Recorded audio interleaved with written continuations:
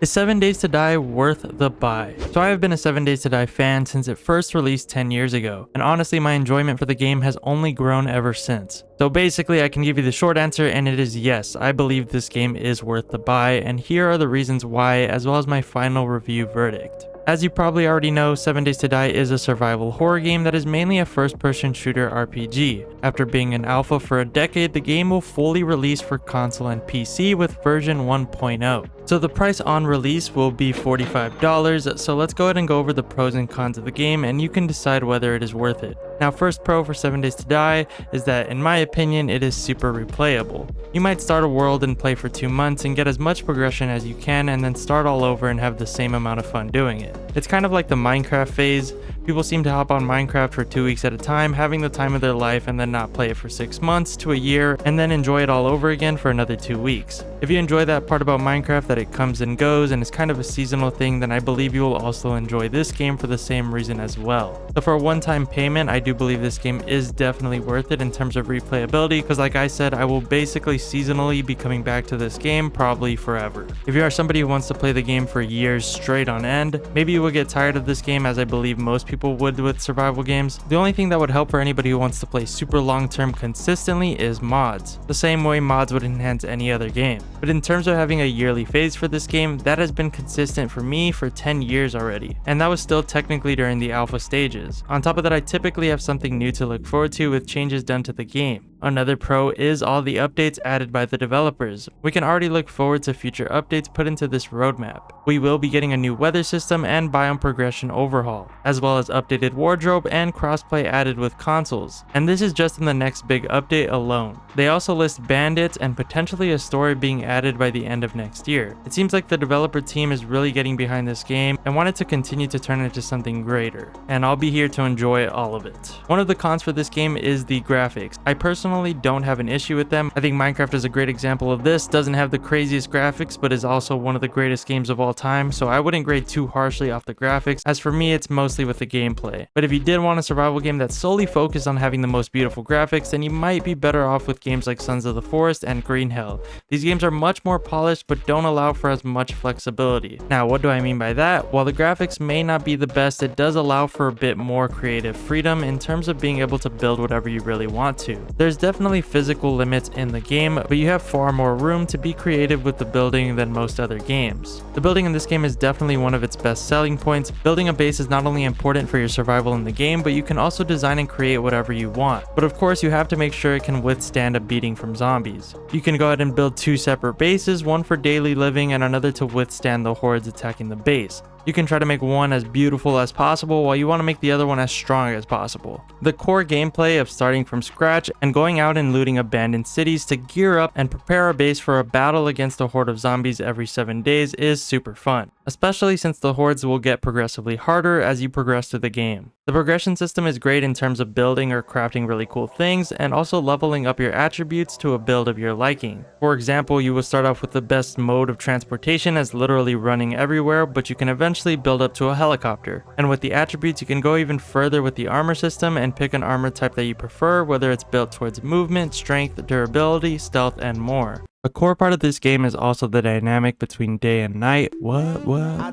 Leave a like if you got that reference. But the zombies do become stronger and faster at night, encouraging you to take shelter and avoid dealing with them. With this feature, it adds urgency to get things done when there is still light out and making sure to get back to a safe area before it is too late. There is a bit of a learning curve to the game and getting a feel for your style. Like for me, I know what settings I like to change, both for visual improvement and just overall gameplay experience. But outside of fitting the game to your style through settings, the game can be a little difficult in the beginning, and I do recommend starting on Adventurer or easier. Adventurer is a difficulty setting that you will see as you're getting into the game. There are also some things that you need to do in the early game so that you can be properly prepared for the horde night, but of course you probably won't do most of them the first time, so it'll take some time if you're new. On top of that, there are also a few tacky health features that might get in the way, such as infections or broken bones. Both are very annoying to deal with, especially as a new player. If you want to go ahead and shorten the learning curve, I already have a guide out for infections as well as a best beginner tips video on my channel. I'll tag them at the end of the video, or you can go to my channel. While you're there, make sure to subscribe.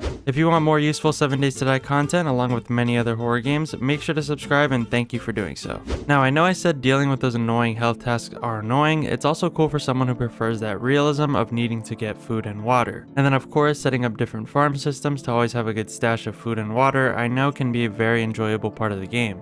You can even build your character to have better attributes put towards farming. The game has many other different metrics to monitor as you are playing, and you can find supplements to improve certain attributes. There's also a progression system based around XP that allows you to upgrade the attributes you want. The health stuff really just adds another layer to the game, forcing you to come up with solutions either by going out and looting or coming up with your own system. While I personally enjoy the gameplay, it can be seen as slow and repetitive.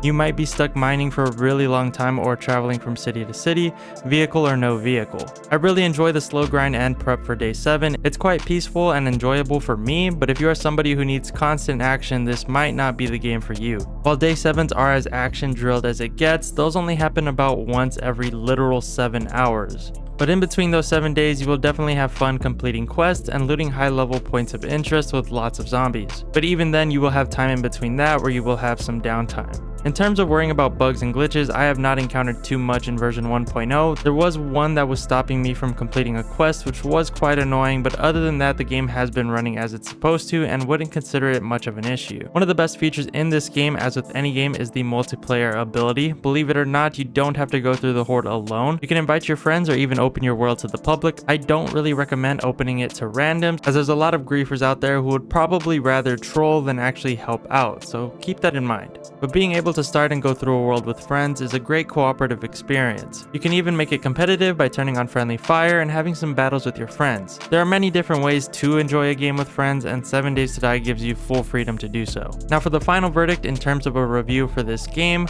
I'm going to give it a mid 9 to a 10. This game has everything I am looking for in a survival game, and it hasn't failed to bring me back to it in a decade. Of course, this is also in due part to its consistent updates and additions to the game. The game has only added so much more while also running smoother. If the game has another 10 years of support, I can guarantee you I will still be here playing it. If it does lose support, the game can definitely begin to die out, but I will basically always love the game even if it stays the exact same. I know a lot of game critics wouldn't really agree with me, such as IGN, but if you look at the player reviews, it is at about 90%, and I believe that's an accurate rating for the game. Now, I do know $45 is a hefty price tag, and I believe if you do wait it out, you can get this game a lot cheaper and also convince your friends to get it, so maybe you want to do that.